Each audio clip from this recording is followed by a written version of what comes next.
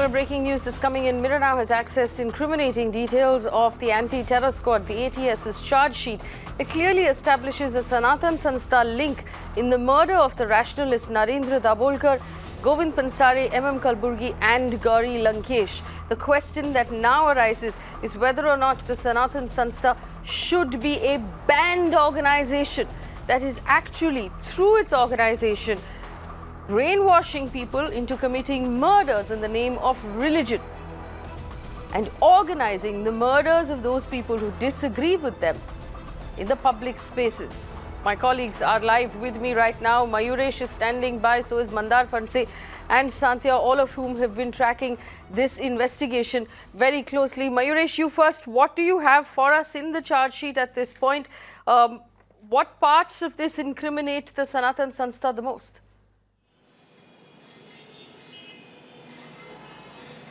So before that, just want to tell our viewers that since day one, when the Nala Supara incident happened, Sanatan Sanstha and Hindu Jan Jagruti Samiti and other organizations were trying to say that Vaibhav Raut and other people who were involved in this, who got arrested, were not their members. But the charge sheet submitted by ATS in the court clearly mentions that these accused were and these accused are the active members of all these organizations, including the other few organizations, like-minded organizations, and also they got inspired by the book which was published by Sanatan Sanstha called Kshatriya Dharma. So certainly it is very much clear that now all these main accused, including Kalaskar, Sharad Kalaskar, including Vaibhav Raut, are the member, an active member of Sanatan and Hindu Jan Jagruti Samiti. Well, Mayuresh, stay with us. I just want to cut across to Mandar. Mandar Phanse, very senior journalist who's been tracking this case for a very long time. Mandar, there's been a back and forth about this. Effectively, it has to be described as Hindu terror because this is what it is. When you use religion to brainwash young people into committing murders and to committing crime, it's terrorism. This is the very definition of terrorism. Do you now agree that the Sanatan Sanstha ought to be banned completely? Is there enough evidence on the charge sheet to make that demand? There are no two ways about fair by now, since the supplementary charge sheet is saying so all these details, but not these details about under the UAPA section 16, since they have been framed almost related to those 4 rationalist murders, crimes committed by all these people in a group, and not just in a group, with a very detailed conspiracy. Not just that, the conspiracy was backed by some ideology as well, and not just that ideology, but they were also funded by one particular organization. That funding link is also very important if at all the investigating authorities are really establishing that particular link. Because remember, the arms are the cache in the Nala Sopara which was found, it was used. There were live bombs, there were live pistols, there were various barrels which can make the lethal weapons as well. So all these things put together, it is now very clear that they are guided by certain ideology, they are guided by certain larger design, and that design was hatched in some other places at various states, not just in Maharashtra. It is Goa, it is Karnataka, it is also Maharashtra. So therefore across these 3 states they have created this horror of killing innocent rationalists, and especially when it comes to these cold-blooded murders, the kind of operandi they have used, especially when it comes to using of the same weapons, killing the various rationalists, is also one of the incriminating evidences, it seems, in the charge sheet. It was all in piecemeal well before a year or till 2013, when one by one they started killing these rationalists. But right now, since everything is now in a jigsaw puzzle, it is solved. And almost the topmost order is also clear now that the direct link with the Sanatan Sanstha is also established in this particular charge sheet. Now it should not be really difficult for any of the governments to ban this particular organization and its offshoots as well. In fact, the charge sheet also lists out that the members of the Sanstha had organized a training camp in Jalna, in Pune and in Belgaum for other accused. This camp was actually used for training to make bombs, to make firearms, to carry out explosions. how to use sign language and code language, and how to purchase SIM cards on somebody else's name during such acts. Santhya has also been tracking this case for us. Santhya, what are you picking up from the police right now? After this charge sheet has been readied, do we expect them to make arrests? Do we expect the government of Maharashtra to renew its call to ban the Sanstha? What are you picking up from the police? This is the charge sheet. This is the charge sheet which is filed by ATS in this case. This is the FIR copy. And now if we talk about the links, how it becomes more and more important, and it shows that how all these people are active members of Sanatan Sanstha, that how Shrikant Pangarkar and Bharat Kurne and Amol Kale. Now out of these three accused, Bharat Kurne and Amol Kale are also accused in Gauri Lankesh murder case. They organized a training camp in Jalna, Pune, Belgaum for all the other accused. Now in this camp, the other accused, they got the training how to make a bomb, how to use one, how to use firearms, carry out explosions, how to use sign language and code language, how to purchase SIM cards on others' name while conducting these acts and while indulging into these activities. Apart from this, in these training camps, they were also taught how to use public telephone for communication, so that the chances of them being caught decreases, and also how to change the number plates of the vehicles which were used to do the recce. Now, why exactly these vehicles were important, because these people, they actually had pictures of people who, according to them, were speaking against Hindu religions, and they were a threat to the religion. And these people, they planned to first threaten and then eliminate all these people. So they actually not only had their pictures, but they conducted a recce, they studied their entire schedule, and they followed them at different places. And the vehicles which were actually used to do the recce of the places where these other targets of the accused went, those were stolen vehicles. ATS in its charge sheet has clearly mentioned that in fact the accused, they first stole these vehicles, changed the number plates, and then went ahead with the recce, because they tried to not come in the eyes of the police as much as possible. In fact, they also received a training to how to mislead the police once they are caught. So ATS has clearly made a strong case here of the charge sheet is of more than 6,000 pages. One thing, since day one, which is 8th of August 2018, the first arrest was made. Mirror now is reporting on this issue, and Sanatan Sanstha initially only on the first day it's accepted that how these people are their people, but after that, whether it's in the court, whether it's in front of the media, whether it's in higher courts as well, everywhere Sanatan Sanstha has maintained the stand that how these people are not there, are not associated to them. They are just, in fact, one of them, only Vaibhav Raut, attended one program of Hindu Janjagriti Samiti. That is the stand of Sanatan Sanstha. In fact, the case is that how Vaibhav Raut is actually the spokesperson, the media spokesperson for Hindu Janjagriti Samiti and Sanatan Sanstha in the Nala Sopara region, from exactly the place from where his residence is. But now the charge sheet clearly mentions that how these people are actually active members of Sanatan Sanstha. Not just those who are the part of Nala Sopara arms haul case, but also people like Sharad Kalaskar, who are accused in Dr. Narendra Dabholkar murder case as well.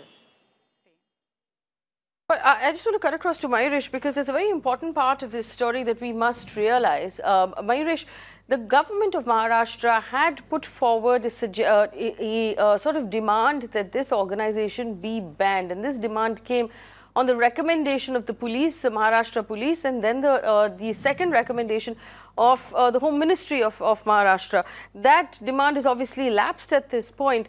But is it likely now that the government of Maharashtra might endorse a second demand of that kind? And can you take our viewers through what happened to the first demand? Certainly, Faye, as you're asking about what happened to the first demand, since last entire week we are in touch with the Maharashtra government officials as well as Maharashtra government Home Ministry, Home Department, but we are not getting that response. They are saying that file has not reached to us and we have not sent any kind of file to Delhi about this particular organization. So certainly the response which we are getting from Maharashtra government, it is quite vague. Well, Mandar, do you think that obviously this particular Maharashtra government may not exactly ask for demand that the Sanstha be banned so close to the elections, but do you think the police might make that request now, Mandar? Absolutely, but there are no two ways about it. Since now that everything is in place, the very qualifying thing, which is UAPA, various sections which have been slapped and against all this conspiracy, that shows that it is now very much qualified to go ahead with the ban, and the state government needs to go ahead with such kind of a ban proposal towards the central government, since as of now at least. The state government has, even Mr. Devendra Fadnavis, the present-day CM, has also on record accepted and said that he is himself willing to forward this kind of a proposal, provided he gets all that detail of furnishing of various crimes which were in piecemeal, and now since everything is stitched by the CBI and the various other investigating authorities, especially when it comes to all these humongous kind of investigation, because remember these 4 rationalist killing and 1 Nala Sopara arms haul has faced them almost over 35 arrests. So these many people were there involved in this particular larger conspiracy. Not just that, there were some other legal experts of this particular Sanstha were also involved into this. Not just that, again, the past of the Sanstha having involved having their sadhaks being involved into various blasts, especially when it comes to Goa blast, when it comes to Navi Mumbai, or for that matter Thane theatre blast. All these investigations are still on or stuck at some point, and if we really look through these investigations, there will be almost 50 people being investigated, arrested, set on bail.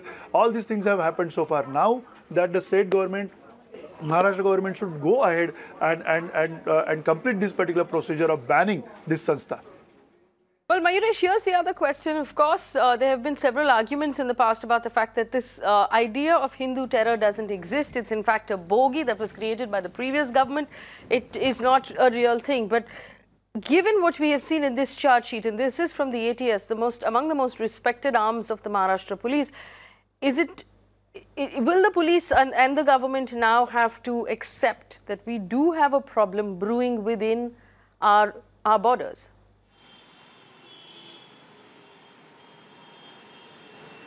Certainly, they have to accept, because the ATS has given in the charge sheet, they have given all the details of their investigation in charge sheet, where they have done the Panchnama, they have taken the witness. 401 witnesses were called for this particular in this particular investigation. Their statement got recorded. So you can imagine that ATS is not just firing the bullets in the air. They have got the concrete proofs against the Sanstha and against the sadhaks, especially the Vaibhav Raut, Kalaskar, whose name who have been arrested, and several others. So certainly Maharashtra government have to take the cognizance now.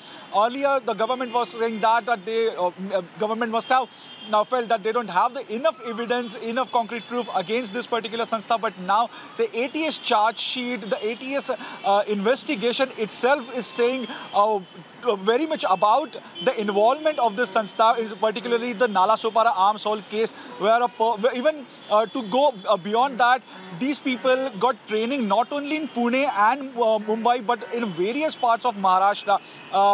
To be very precise, their planning was that they also find out the hideout places in Nala Sopara, Belgaum, Satara, Pune, in other places. So after doing or after conducting the terror kind of activity, they had also planned to hide at these places. So certainly this was a foolproof plan which ATS have busted, and now ATS in its charge sheet they have mentioned each and everything in detail. So certainly Maharashtra government has now got the full evidences against, or we can say the entire details against this particular Sanstha, and now no one cannot stop Maharashtra government to go ahead and ban this Sanstha. But now it would be interesting to see whether Maharashtra government and the Home Department recommends that to the centre, and whether centre takes that action or not.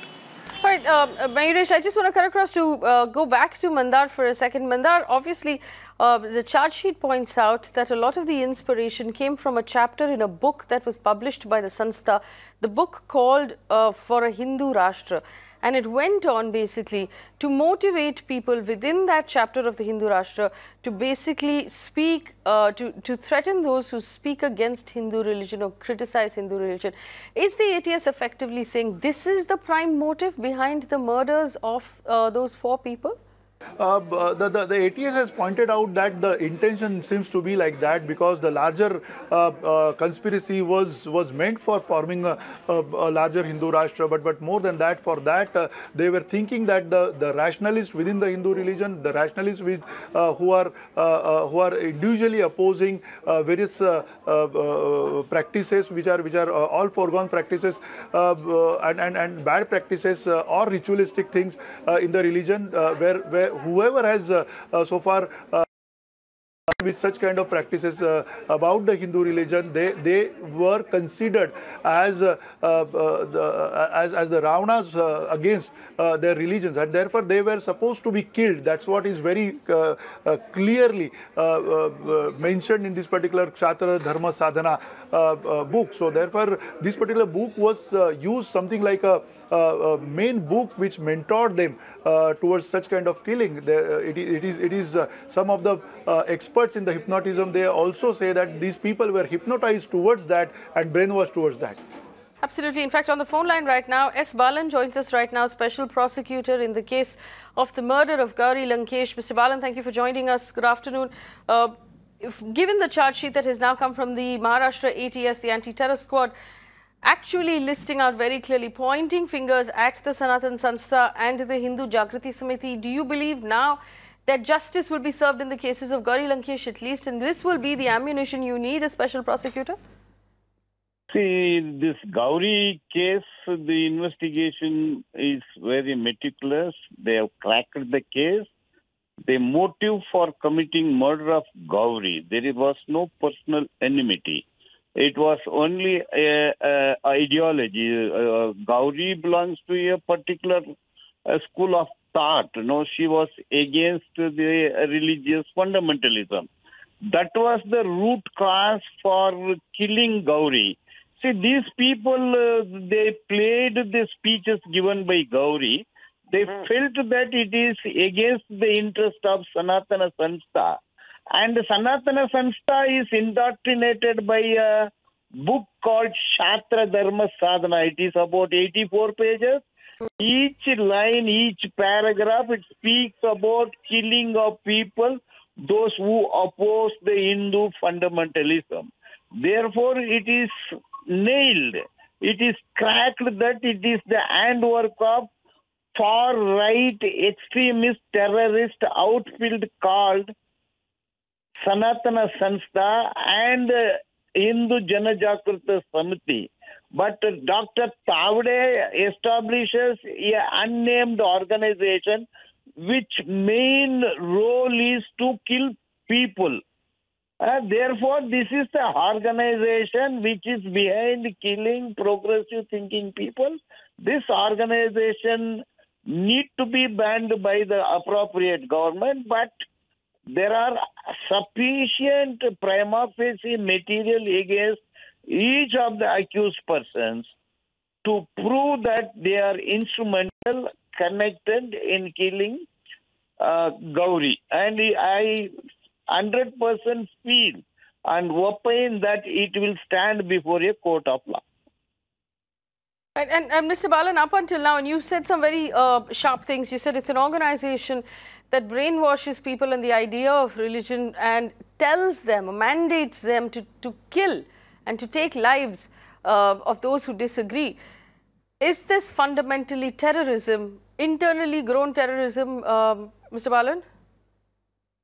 It's motivating the people to kill the innocents who are nothing to do with them, no personal enmity at all.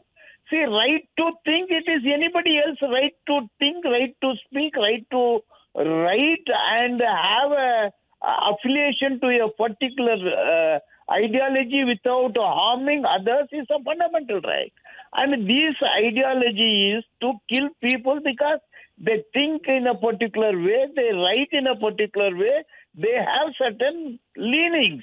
whether that is the basis to kill person, and then creating a group, collecting arms and ammunition, then logistics, then what they mislead these youth, they say that if you kill, this is the assignment bestowed upon you by the God. If you kill, you will be leading a luxurious lifestyle for 7 generations. So you will be sitting next to the God. See, the gun what you have, it's not a gun, it is Sudarshan Chakra, like that. How Krishna throws the chakra, it goes and hits the target and comes back. If you shoot also, the bullet will go and kill the target and come back. What they say, see, like the Vishwarupa of Krishna, Krishna kills everyone. And that is not a killing. They say that killing evildoer is not a murder at all. It is eliminating the evildoers to save the version of the God. That is supreme sacrifice, they say. And even now, these accused, when they are brought before the court, they just chant mantras, and their lawyers also make a submission, permit them to recite mantras.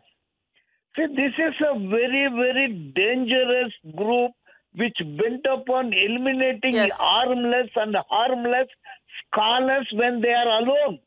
See how 4 scholars were killed when they go alone on walk, when they go alone to open their door, these people go there and Mr. shoot. Balan. This is how they eliminate people, you know.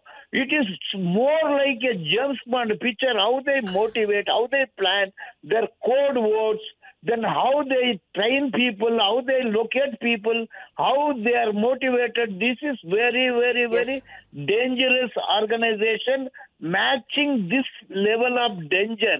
No organization exists in entire India. This is the most cruel, dangerous the terrorist group. This has to be nipped at the bud. Yes, Mr. Balan. Mr. Balan, their special prosecutor in the Gauri Lankesh murder case is actually called the Sanatan Sanstha terror organization, perhaps the most dangerous domestic organization in the country. Such an organization should not be allowed, he said, to continue to function. An organization that bases its entire modus operandi and its reason for coming together to eliminate, through murder or otherwise, those people who disagree with their fundamentalist line of thought. And we've seen the action there. Bombs, pistols, bomb-making camps that were organized, training that was given to their operatives, and of course 4 people who were killed point-blank, shot largely in the same manner, sometimes with the same gun and the same modus operandi. The Maharashtra ATS has now cracked the case and pointed fingers very clearly at the Sanatan Sanstha. The ball now remains in the Maharashtra government's court on whether or not the organization will now be banned. Stay with Mirror now for more news and updates.